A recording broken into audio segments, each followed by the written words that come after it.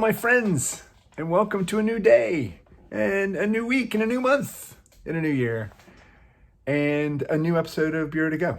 All right, most of you have stopped watching now, so let's get to the real stuff. So this weekend, I was journaling, because I journal, okay? I journal, and one of the things that came out of it was realizing that I am actually important in what I do with the Bureau. And things like these videos or the events or helping the team, all of those things. And that's tough because we're all taught that ego is bad. And feeling important versus realizing you are important. I know these sound like nuances, but I've always struggled with this. And when I was younger, my ego was a little out of control. Shocker. But I read an article because I'm trying to figure out how to be a good leader. I acknowledge now that I am at the front of something and people are following me. Okay, so leadership is a choice and people are choosing. It's not necessarily the individual's choice, it's the choice of the people around them. And people are following me. They are asking me questions about where we're going, what we're doing. So I started reading articles and I found this one article by the Harvard Business Review, which I truly respect.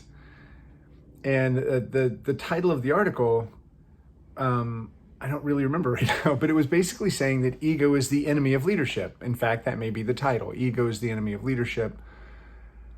And I have to take a step back from that and say, no, you're wrong. Ego, unlike a lot of things in life, is not a choice. Unless you think that being a self-aware entity, that we are creatures that are aware of ourselves. By being aware of ourselves, we have an ego. As Freud described it, right? Let's not get all scientific in what's not scientific. Let's not get all educational. But so we have egos. That's not a choice. I agree with the article that an unhealthy ego, an unchecked ego, a bloated ego, self-centeredness, all of those things are bad, right? They prevent us from being able to hear others. We causes us to insulate ourselves in a pocket of yes people who just continue to blow the hot air into our inflated egos. This is bad. But can you be a leader without a healthy ego? I'm going to argue not. Maybe you have a title, but people need to feel confidence in the people that are leading them. And the only way we feel confidence is with a healthy ego. An ego in very many ways, it allows us to see ourselves in a way that is beneficial, that shows we have self-confidence. We may have doubts, right?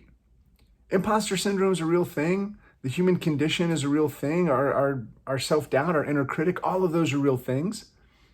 But we have to deal with them and we have to figure them out in order to move forward, in order to be good leaders. And I will argue that ego is a big part of that. A healthy ego, I can't talk today. A healthy ego also allows us to step back and see when we're wrong. We're self-aware. So if we allow ourselves to look at ourselves, we can admit mistakes. We can ask for help.